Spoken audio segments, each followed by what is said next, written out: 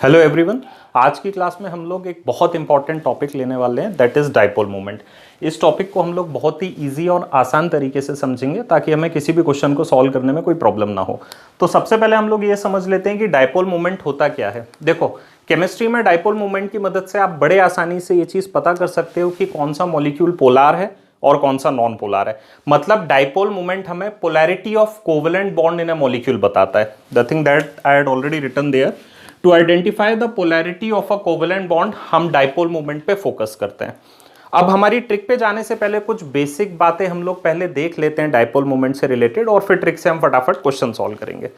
देखो, कैसे पता चलेगा हमें कौन सा मॉलिक्यूल पोलार है और कौन सा नॉन पोलार है। तो उसके लिए आपको सबसे पहले नेट डाइपोल मोमेंट पता होना चाहिए। देखो, डाइपोल मोमेंट जो है म्यू साइन से रिप्रेजेंट होता है, और किसी भी मॉलिक्यूल का अगर म्यू नेट 0 है तो वो मॉलिक्यूल आपका नॉन पोलार मॉलिक्यूल होगा, और हर वो मॉलिक्यूल जिसका net dipole moment not equal to 0 है वो पोलार होगा। तो ये चीज तो हमने देख ली, लेकिन पता कैसे चलेगा कि भाई किस मॉलिक्यूल का म्यू नेट 0 है और किस मॉलिक्यूल का म्यू नेट डाइपोल मोमेंट जो है वो नॉट इक्वल टू 0 है। तो उसी चीज को लेकर मैं आपको ट्रिक बताऊंगा, जिससे हमारे बहुत आसान तरीके से क्वेश्चन हो जाएंगे। बट ट्रिक पे जाने से पहले कुछ बातें आपको जानना बहुत जरूरी है, क्योंकि ट्रिक तो हमें समझना ही होता है, लेकिन साथ ही साथ हमें स्कूल लेवल के क्वेश्चन भी सॉल्व करने होते हैं। तो ट्रिक पे जाने से पहले थोड़ी बहुत बातें हम लोग देख लेते हैं। डाइपोल मोमेंट जिस सिंबल से प्रेजेंट होता है वो ये सिंबल होता है। इसको किस तरीके से हम किसी मॉलिक्यूल में शो करते हैं, हम एक छोटा सा मॉलिक्यूल ले लेते हैं, जैसे BeCl2। ये BeCl2 का मैंने स्ट्रक्चर बनाया। डाइपोल मोमेंट हम किस तरीके से असाइन करते हैं, हमेशा याद रखना, डाइपोल मोमेंट का जो सिंबल होता है वो हमेशा less electronegative atom to more electronegative atom होता है। जैसे इस मॉलिक्यूल में बेरिलियम जो है वो लेस इलेक्ट्रोनेगेटिव है, तो less electronegative to more electronegative आप डाइपोल मोमेंट ड्रॉ करोगे। ऐसे ही यहां पे less electronegative to more electronegative dipole moment को हम ड्रॉ करते हैं। यानी पहली बात जो हमारे सामने निकल के आ गई वो क्या आई कि डाइपोल मोमेंट का साइन कहां से होता है, less electronegative to more electronegative atom. अच्छा, ये तो वो वाला एग्जाम्पल था जिसमें हमारे पास लोन पेयर नहीं है। बाय चांस अगर मैं एक ऐसा मॉलिक्यूल ले लूं जिसमें मेरे पास लोन पेयर भी है, तो किस तरीके से हम लोग डाइपोल मोमेंट असाइन करेंगे वो भी देख लेते हैं। फॉर एग्जाम्पल हम NH3 मॉलिक्यूल लेते हैं, अमोनिया मॉलिक्यूल लेते हैं। ये अमोनिया का मैंने स्ट्रक्चर बना दिया, और यहां आप लोग जानते हो लोन पेयर है। तो भाई नाइट्रोजन और हाइड्रोजन में डाइपोल मोमेंट बनाने में आपको कोई दिक्कत नहीं आएगी, क्योंकि अभी मैंने बताया कि less electronegative atom to more electronegative atom होता है। तो आप बड़े आराम से यहाँ पे ऐसे ड्रॉ कर दोगे। ये हमने ऐसे बना लिया और ये लगा दिया डाइपोल मोमेंट। अब एटम और लोन पेयर में किस तरीके से डाइपोल मोमेंट लगाएंगे, तो हमेशा याद रखना डाइपोल मोमेंट का जो सिंबल होगा एटम टू लोन पेयर की तरफ जाता है। कहां से कहां जाता है, एटम टू लोन पेयर। यानी यहां पे जो आपका डाइपोल मोमेंट आप असाइन करोगे वो ऐसा करोगे, एटम टू लोन पेयर। यानी पहली बात हमने क्या देखी, less electronegative to more electronegative atom, दूसरा atom to lone pair. Short में मैं NP लिख रहा हूं। तो ये कुछ बेसिक बातें हैं जो आपको पता होना जरूरी है। हम फटाफट हम लोग अब ट्रिक देख लेते हैं, कैसे हमें मॉलिक्यूल देख के पता चल जाएगा कि इसका नेट डाइपोल मोमेंट 0 है या नहीं है। तो वो ट्रिक देख लेते हैं और बड़े आराम से हमें पता चल जाएगा कि कौन सा मॉलिक्यूल पोलार है और कौन सा नॉन पोलार है। तो मैं इसको रब कर देता हूं फटाफट और हम लोग आगे बढ़ते हैं।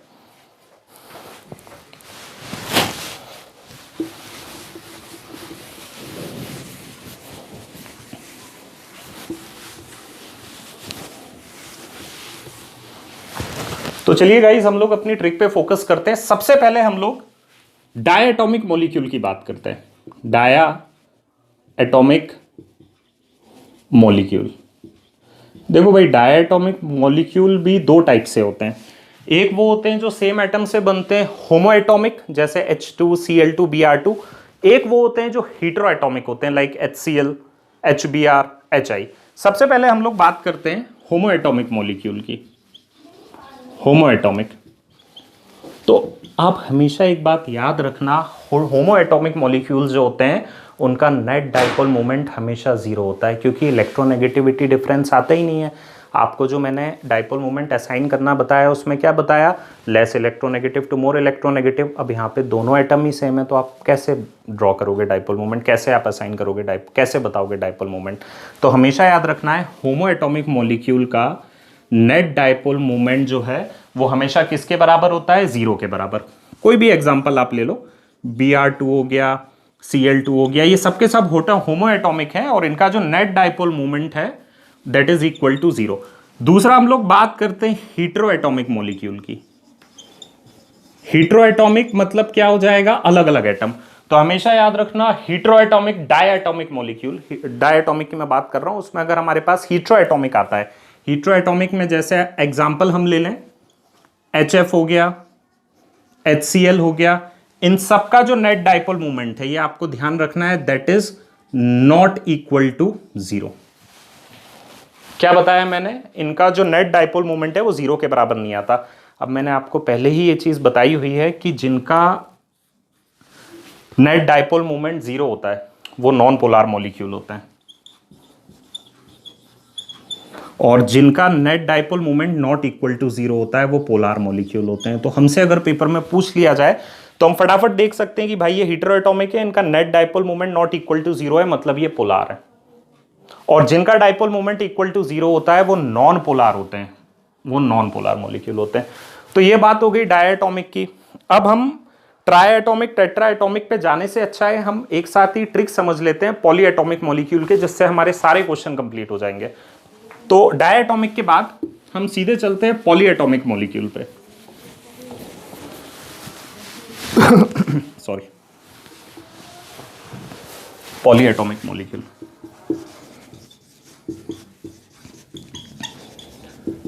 पॉली एटॉमिक मतलब दो या दो से ज्यादा एटम जिनके पास हैं। तो आपको देखो केवल एक ही चीज याद रखनी है पॉली एटॉमिक मॉलिक्यूल में, हर वो मॉलिक्यूल जिसके सेंट्रल एटम के पास लोन पेयर नहीं है और आसपास जितने भी एटम लगे हैं अगर वो सेम हो तो उनका नेट डाइपोल मोमेंट हमेशा 0 होता है और वो नॉन पोलर मॉलिक्यूल होता है। क्या चीज़ बताई मैंने, ज़रा आप लोग ध्यान से समझना, ये पॉइंट आपको याद रखना बहुत ज़रूरी है। If central atom, C A को शॉर्ट में लिखा है, central atom has no lone pair, अगर सेंट्रल एटम के पास लोन पेयर नहीं है एंड सराउंडिंग एटम, और अगर सराउंडिंग एटम जो इसमें लगे हुए हैं वो सेम है, तो ऐसे हर मॉलिक्यूल का नेट डाइपोल मोमेंट जो है वो 0 हो जाएगा। म्यूनेट जो है that is equal to 0। That means ऐसे सारे मॉलिक्यूल जो हैं वो नॉन पोलर मॉलिक्यूल होंगे। अब इनका एग्जाम्पल हम लोग देख लेते हैं, कैसे हम पता करेंगे भाई, एग्जाम्पल समझना ज़रूरी है। तो अपन पहला एग्जाम्पल ले लेते हैं जो भी मैंने ड्रॉ करके बताया था BeCl2 का। अब आप ऑलरेडी जानते हो भाई कि बेरिलियम के पास एक भी लोन पेयर ऑफ इलेक्ट्रॉन नहीं है और सराउंडिंग एटम सेम है, तो ये जो है ये नॉन पोलर मॉलिक्यूल होगा, इसका म्यूनेट डाइपोल मोमेंट 0 होगा according to our trick, according to our pattern, और ये जो होगा वो नॉन पोलर मॉलिक्यूल होगा। तो मैं फटाफट कुछ एग्जांपल आपको शो कर देता हूं जिससे आपको समझ आ जाएगा कि ऐसे कौन कौन से मॉलिक्यूल हैं बेसिकली जिनका सेंट्रल एटम के पास लोन पेयर नहीं है और सराउंडिंग एटम सेम है। कुछ ऐसे हम लोग मॉलिक्यूल कंसीडर कर लेते हैं। तो इसको मैं रब कर रहा हूं, आई होप आप लोगों ने नोट कर लिया होगा। चलिए सेकंड एग्जांपल हम लोग लेंगे BCl3 कर लेते हैं। चलिए BCl3 में आप ऑलरेडी जानते हो बोरोन का एटॉमिक नंबर जो है वो 5 होता है। डेफिनेटली इसके पास 3 वैलेंस इलेक्ट्रॉन होते हैं और 3 के 3 पे क्लोरीन लग गया, मतलब बोरोन के पास एक भी लोन पेयर नहीं है। Boron has no lone pair, no lone pair. दूसरी बात, सराउंडिंग एटम सेम है, तो पहला तो हमारा पॉइंट क्लेरिफाई हो गया। Second, surrounding atoms are same, definitely chlorine लगा हुआ है, तो surrounding atoms are same. That mean साफ है यहां पे कि इसका जो नेट डाइपोल मोमेंट है वो इक्वल टू 0 होगा और ये जो मॉलिक्यूल है ये नॉन पोलर होगा। तो आई होप आपको चीजें समझ आ गई होंगी, सिंपल वे में बता दी। और एग्जांपल लेते हैं हम लोग नेक्स्ट CH4। CH4 जो है मिथेन, पिछले लेक्चर में मैंने वैसे भी आपको हाइब्रिडाइजेशन निकालना बता दिया था। मिथेन में CH4 में sp3 हाइब्रिडाइजेशन होती है। खैर हम अपने टॉपिक पे रेस्ट्रिक्ट होते हैं। कार्बन के पास इस मॉलिक्यूल में एक भी लोन पेयर ऑफ इलेक्ट्रॉन नहीं है, साथ ही सराउंडिंग एटम सेम है, तो इसका नेट डाइपोल मोमेंट 0 होगा, मतलब ये नॉन पोलर मॉलिक्यूल है। रिस्पेक्टिवली PCl5 की अगर मैं बात करूं तो यहां पे फास्फोरस जो कि नाइट्रोजन फैमिली का है, इसके पास भी कोई लोन पेयर नहीं है और सराउंडिंग एटम सेम है, तो इसका भी नेट डाइपोल मोमेंट 0 होगा और ये भी आपका नॉन पोलर मॉलिक्यूल में आएगा। रेस्पेक्टिवली SF6 की अगर मैं बात करूं तो सल्फर जो ऑक्सीजन फैमिली का है, इसके पास भी कोई लोन पेयर ऑफ इलेक्ट्रॉन नहीं है और सराउंडिंग एटम सेम है, तो इसका भी नेट डाइपोल मोमेंट 0 होगा और ये भी नॉन पोलर मॉलिक्यूल में चला जाएगा। एक एग्जांपल और हम कंसीडर करते हैं IF7, इसके पास भी लोन पेयर ऑफ इलेक्ट्रॉन नहीं है, फ्लोरीन सारे सराउंडिंग एटम सेम है, दैट मींस ये भी आपका नॉन पोलर मॉलिक्यूल में आ जाएगा। तो ये चीज तो हमने समझ ली कि भाई लोन पेयर नहीं है, सराउंडिंग एटम सेम है, तो डेफिनेटली ये जो मॉलिक्यूल हैं जितने भी आप देख रहे हो ये सब के सब इनका म्यूनेट नेट डाइपोल मोमेंट, नेट मतलब ओवरऑल डाइपोल मोमेंट जो है वो 0 हो जाएगा और ये सब के सब नॉन पोलर मॉलिक्यूल हैं। तो यहाँ पे हमने नॉन पोलर की बात तो कर ली, लेकिन पोलर मॉलिक्यूल कैसे आइडेंटिफाई करोगे? तो जैसा हमने यहाँ पे लिखा हुआ है, अगर लोन पेयर नहीं है, मान लेते हैं बहुत सारे ऐसे मॉलिक्यूल हैं जिनके पास लोन पेयर होते हैं, NH3 H2O SF4, तो यहाँ हम कैसे देखेंगे? तो अब हम पोलर मॉलिक्यूल की फटाफट एक छोटी सी ट्रिक कर लेते हैं। उस ट्रिक पे थोड़ा सा एक्सेप्शन है और जैसा मैं बताता आया हूँ कि हर ट्रिक में अपना एक एक्सेप्शन होता है, एक्सेप्शन याद रख लिए तो फिर चीज़ें हमारे लिए और आसान हो जाएंगी। तो मैं इसको रब कर रहा हूँ और अब हमारे नेक्स्ट पॉइंट की हम लोग बात करते हैं। पॉलीएटॉमिक मॉलिक्यूल में अगर मान लें सेंट्रल एटम के पास लोन पेयर हो गया तो वो पोलर मॉलिक्यूल होगा, हालांकि इसमें एक्सेप्शन है, मैं आपको बताऊंगा। तो चलिए नेक्स्ट ट्रिक की तरफ हम चलते हैं। If central atom, CM stands for central atom, has lone pair, तो 95% केसेस पे इनका जो net dipole moment not equal to 0 आएगा और ये जो मॉलिक्यूल हैं ये पोलर मॉलिक्यूल होंगे आपके। बट इस ट्रिक का एक्सेप्शन है और वो एक्सेप्शन आपको याद रखना पड़ेगा। तो एक्सेप्शन बताने से पहले मैं कुछ क्वेश्चन आपको बता देता हूं, फिर हम एक्सेप्शन की भी बात कर लेते हैं। चलिए हम NH3 मॉलिक्यूल की बात करते हैं। तो आप जानते हो NH3 का जो स्ट्रक्चर है, अभी मैंने आपको बना के भी बताया था, अमोनिया के पास लोन पेयर ऑफ इलेक्ट्रॉन होते हैं और लोन पेयर ऑफ इलेक्ट्रॉन होने के कारण ये जो मॉलिक्यूल है ये पोलर हो जाता है, पोलर मॉलिक्यूल में आ जाता है। वो चीज मैं आपको जल्दी गाइड कर दूंगा।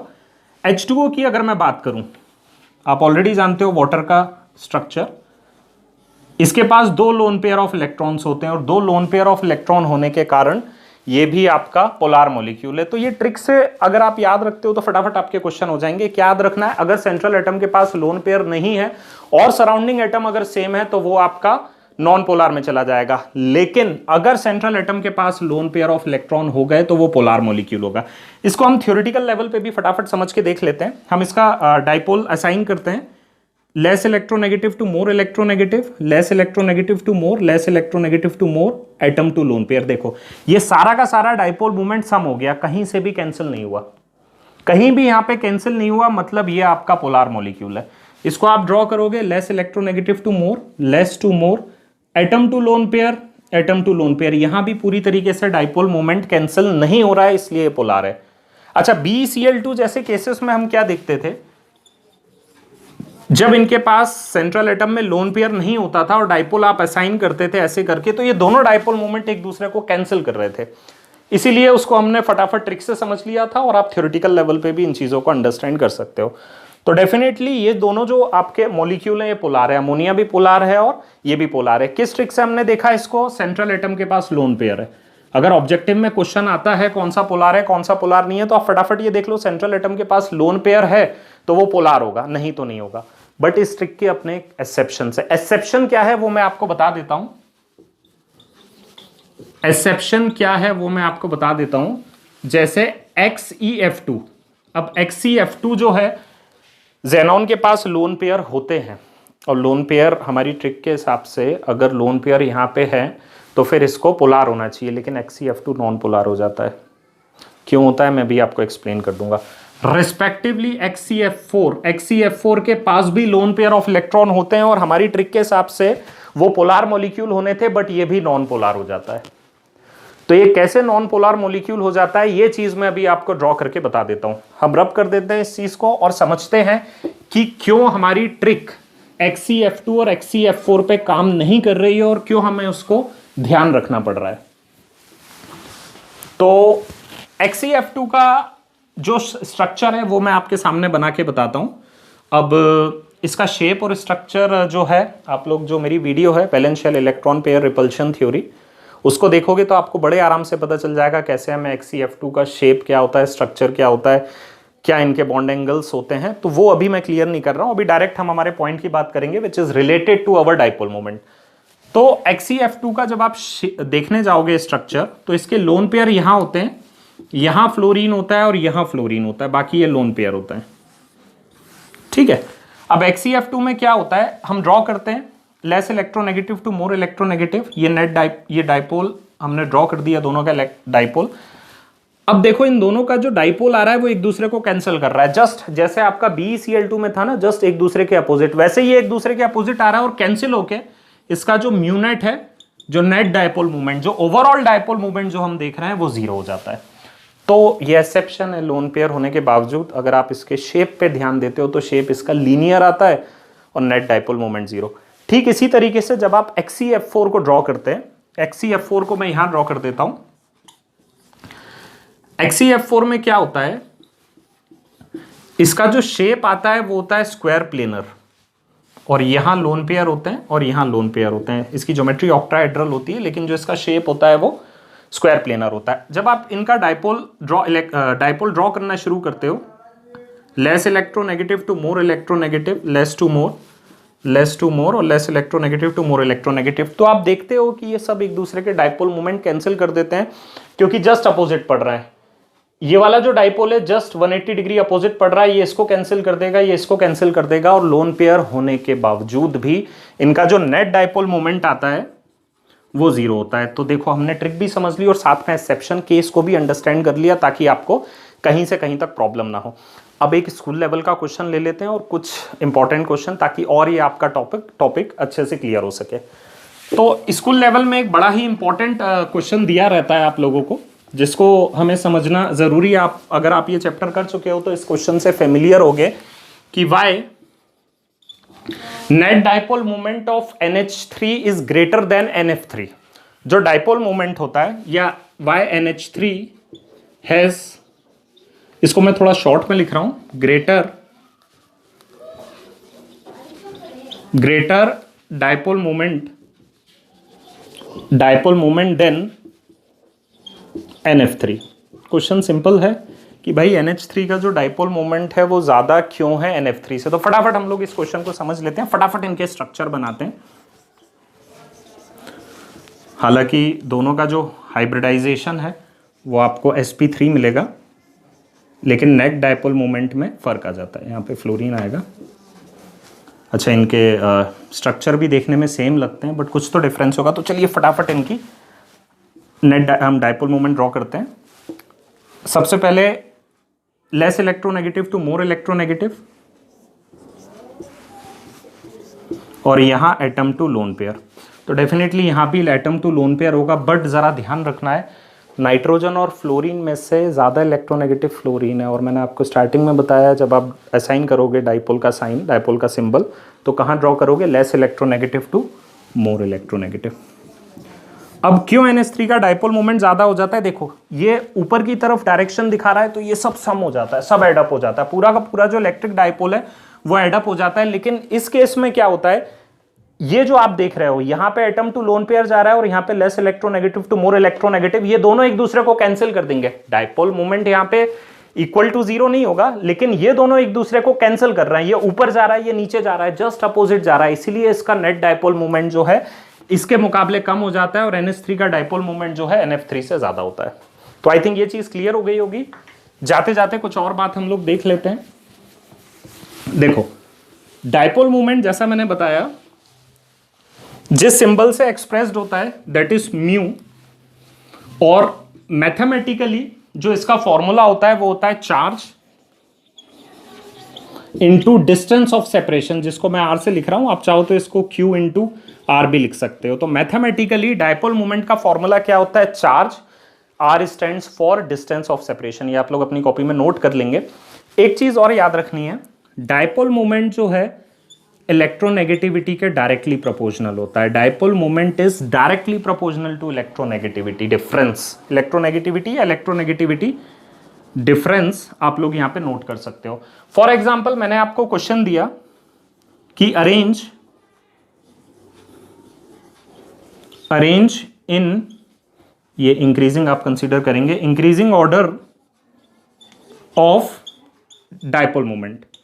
इसको इनके इंक्रीजिंग ऑर्डर में अरेंज करना है। क्वेश्चन है आपके पास HF, HCl, HBr और HI। तो डेफिनेटली आप जानते हो कि फ्लोरीन की इलेक्ट्रोनेगेटिविटी ज्यादा है, इलेक्ट्रोनेगेटिविटी डिफरेंस ज्यादा होगा, तो HF का जो डायपोल मोमेंट है वो सबसे ज्यादा होगा, फिर HCl का होगा, फिर HBr का होगा और फिर HI का होगा। एक और क्वेश्चन ले लेते हैं। मान लेते हैं मैं आपसे क्वेश्चन पूछूं H2O का डायपोल मोमेंट ज्यादा है या NH3 का, तो डेफिनेटली ऑक्सीजन की इलेक्ट्रोनेगेटिविटी ज्यादा है नाइट्रोजन से, तो H2O का डायपोल मोमेंट NH3 के मुकाबले ज्यादा होगा। मतलब साफ है, mu is directly proportional to electronegativity. तो ये थी बात हमारी डायपोल मोमेंट से रिलेटेड, और मैंने पूरी कोशिश की कि इजी वे में आपको ये समझा सकूं, और आई होप आपको क्लियर हो गया होगा। बहुत जल्दी हम लोग हमारा नेक्स्ट वीडियो अपलोड करेंगे विद अनदर इंपॉर्टेंट टॉपिक, जिसमें हम ट्रिक्स भी सीखेंगे और थ्योरेटिकल एस्पेक्ट को भी समझेंगे। So thank you so much.